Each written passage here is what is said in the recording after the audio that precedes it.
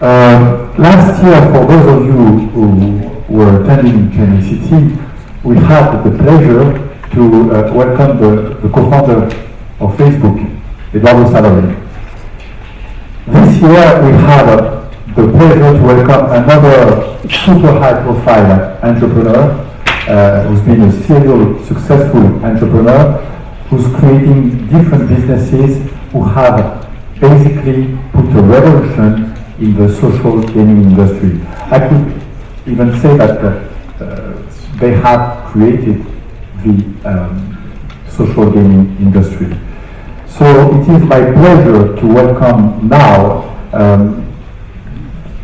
Sebastien de Halleux, who's the co-founder of Playfish and who's flying all the way from Silicon Valley to do this on-stage interview for you.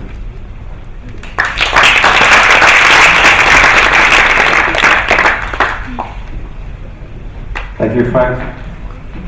Thank you, CHINICT team. It's a real pleasure to be here. It was a long flight, but I'm delighted to be in Beijing, a city that never stops changing and that gets more exciting at every visit. You look so fresh. I mean, can you sleep comfortably in the plane? Absolutely, yes. I've traveled a lot, so I've learned to sleep on planes. Okay, so actually Sebastien has an unfair advantage compared to the other speakers who were here. He comes originally from Belgium and from the French part where they speak French, so that he can understand perfectly my French accent, right? Absolument. Okay, très bien. Hey, don't worry, I'm not going to speak Portuguese this year. I'm not going to speak French either. We're going to do that all in English, so don't worry. Because you know, last year we started the interview with Eduardo Salomé in Portuguese, and everybody was kind of shocked. So, what's going on? What's going on? This guy is totally crazy. And but then we switched to English to be back to reality.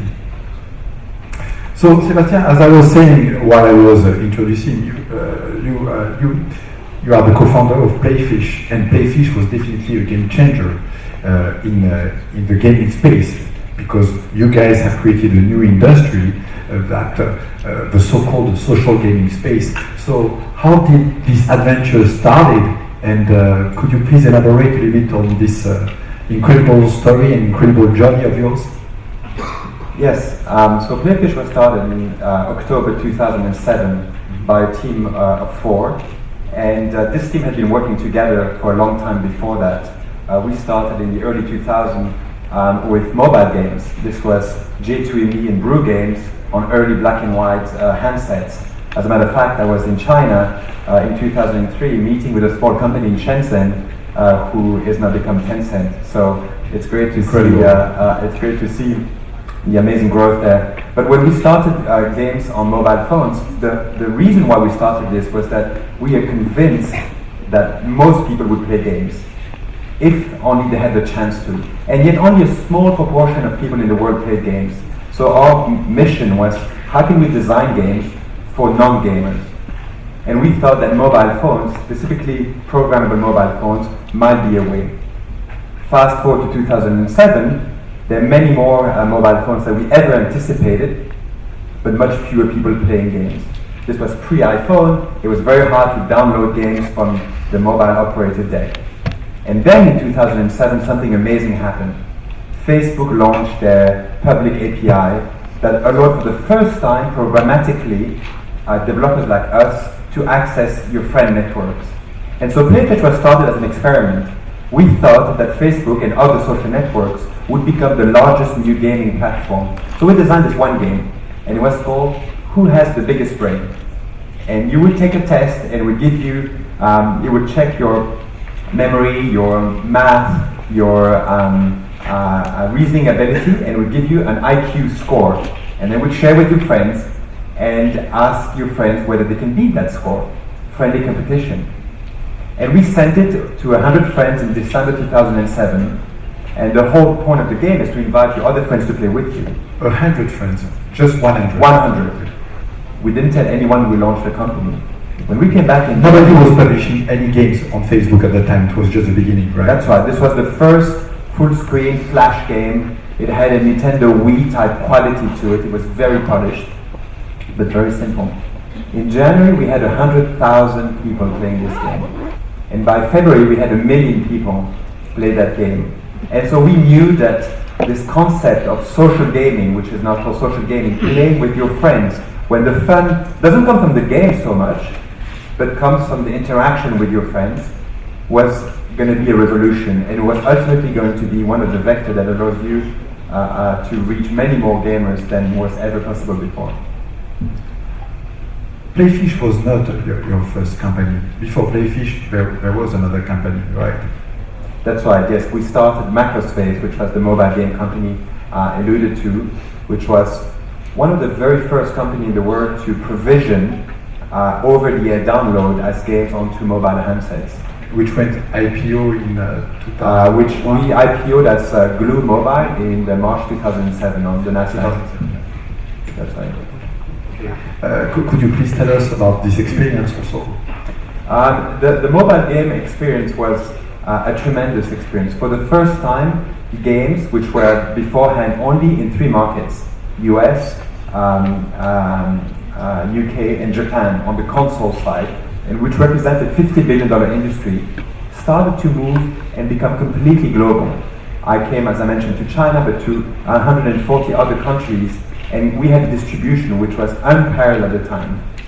For the first time, game publishers were able to access gamers, whether they were in Vietnam, Korea, Africa, Latin America.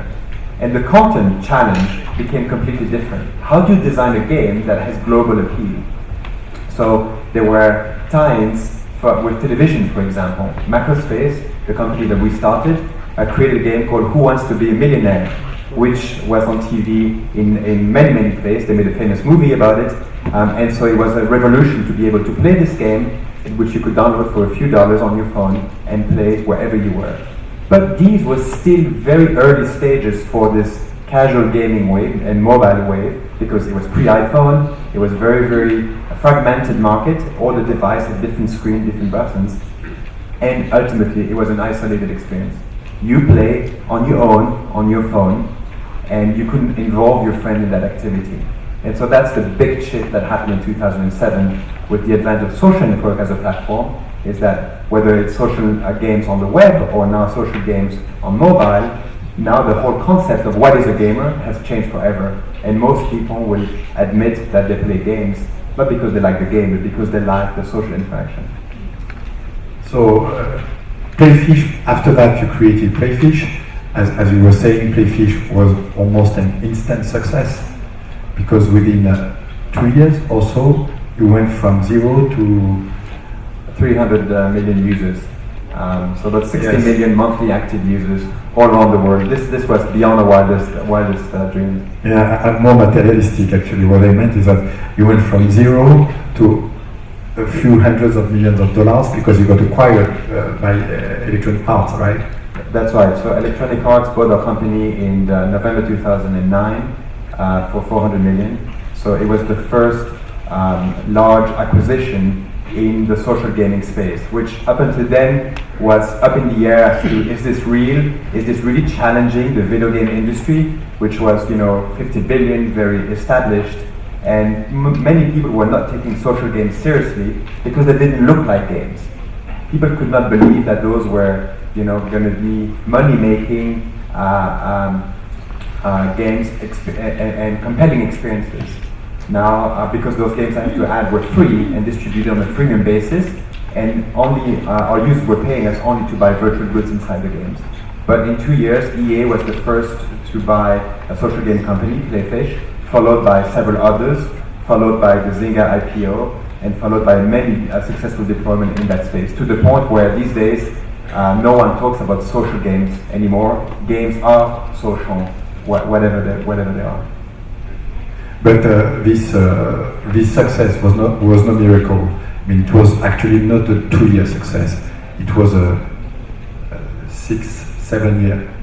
I mean, it took you almost 7 years to reach that goal. That's right. Before Playfish, there was Microspace.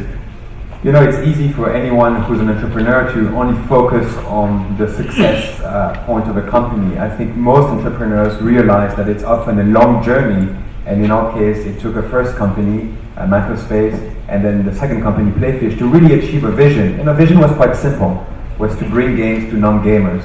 But how to do it? We had to make lots and lots of mistakes. And I think this is a hallmark of entrepreneurs, and I think a hallmark of what's been happening here for the past 2 days is that entrepreneurs, don't give up. They make mistakes, but they establish a framework around which they can pivot and iterate around those mistakes. So that they don't get the right solution the first time, they don't get discouraged, and they invest in such a way that they can turn around the investment very quickly and hone in onto the particular solution. No one knew at Playfish what a game would look like. As a matter of fact, we didn't even have Flash experience at the time. But we iterated until we found the right solution based on many years of developing mobile games and dealing with fragmentation, dealing with complex distribution, dealing with licensing problems, dealing with payment platforms from Russia to Kazakhstan. And once you have those kinds of experience under your belt, dealing with the fragmentation around 10 social networks at the time was relatively easy. So now, what keeps you busy? What keeps you excited? So entertainment is a fantastic industry and it's a large problem, and it's technically a very, very tough problem. So what keeps me busy now is another class of large problems. I'm interested, like an entrepreneur, I cannot stand still for a second, and there are large problems out there which deserve our attention as entrepreneurs. And one of the problems that talks to me the most is that there are roughly 3 billion people on the planet who are looking for a job, and only about 1.2 billion people who have a job. That essentially means there's 60% unemployment on the global scale. And that's that 60% of people who could become so productive if you give them the means to be. So some of my projects have to do with trying to enable those people to get a productive job and become productive members of society. So one of my projects is called Vitana, and it tries to send about 1 million students to college using innovative technology and financial product development to essentially distribute micro student loans in fast-growing countries. So we do, for example, loans of around $1,000 for students in the Philippines, in Uganda, in Indonesia, in other parts of the world which have fast-growing economies. Those loans change those students' life because they go from working on a street stall to getting a job in the service industry, and that transforms their life, it transforms their local economy. So that's the type of projects I'm involved in on the so-called social enterprise side. I also have another side of my activity which is helping people become more productive on the commercial side. So we run an angel fund where we look for entrepreneurs and great projects to try to help them go to the next stage. Sebastien, I would like just to stay on Vitana. Is it a working project today? I mean, is it? It is a working project. It's a team that's based in Seattle and operates in about 12 countries. We have so far helped 10,000 students, and we're on track to do another 20,000 this year. So this is a very humble beginning, but we believe that many students who are very smart finish high school and are forced to remain under a level of poverty only because of financial constraints, because they cannot save enough money to go to college. That is something that the world can solve. That is something that you can provide that step difference by providing the loan, helping a student who would earn between $1 and $3 a day to a job where they can make between 5 and 15 a day, in which case it's easy to save up and pay back your loan. And that's how you transform someone's life, and hopefully in your quest to find the next entrepreneur, maybe one of those entrepreneurs will come from those students. That's our hope. So it's a working project, it's an exponential growth. We think there's roughly 100 million students like these who finish high school around the world and who do not benefit from a better job because they don't have access to higher education. So 1 million is a very, very small percentage, but we hope that once we reach that target, we can help others by open sourcing our methods go into that market and help provide student loans in those countries. And you already helped 10,000 students, you said? Yes, so it's a very, very beginning. Well, but it's quite significant, definitely. And sorry, I interrupted you while you were talking about the second project that gets you busy. So in the League of Social Enterprise, another project that I care a lot about and I spend a lot of time on is called Summer Source. And the idea is to place shift digital work. So there are places around the world where you have too much digital work and places around the world where there's no work at all. So our idea is to go in Silicon Valley and get the extra work from companies like eBay and AOL and Facebook and Google, ingested on the technology platform that we have built, and distribute this work in small slices of micro work in places where there is very few job opportunities, like refugee camps in Kenya, or the slums of large cities in India, or Haiti after the big disaster. There's so many other places where we could go, where we would love to go. But doing this, we had workers who, using computers, helped Google augment their book scanning accuracy, help Microsoft tag images for image learning algorithm for Xbox, help eBay categorize their product in a more accurate fashion, and earn a living doing this. So these workers who are born in underprivileged areas, suddenly, because the internet is coming to them, see the internet as a source of revenue, which leads to a more dignified life. Because from being people that are being aided, they become productive members of society in the digital age.